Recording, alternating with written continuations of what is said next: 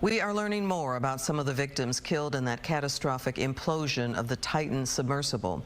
A Dallas businessman had gone on several deep dives with two of the men. Fox 4's Alex Boyer has the story. As the recovery effort continues in the North Atlantic Friday, we're getting some personal insight into the adventurous lives of two of the 5 victims killed on board the Titan submersible.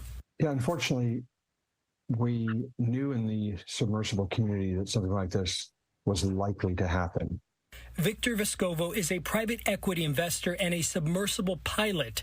He knew 2 of the victims well, including Titanic expert Paul-Henri Nargeolet. In fact, P.H. Nargeolet, the Frenchman, worked for me as my chief design consultant and safety officer on my first expedition. Vescovo also considered British adventurer Hamish Harding a dear friend. He shared these photos of the 2 going up into space.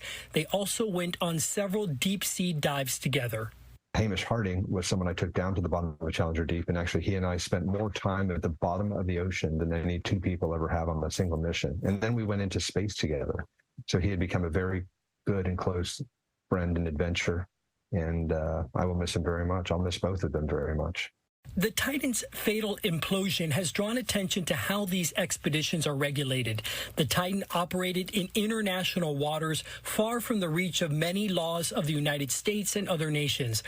It wasn't registered as a U.S. vessel or with international agencies that regulate safety, nor was it classified by a maritime industry group that sets standards on matters such as hull construction.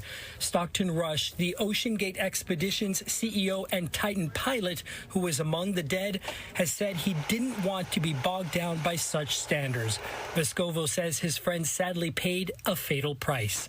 There should be rules that if someone is paying passengers into the deep ocean, that they need to abide by these standards, as all of the rest of us have been doing on an informal basis.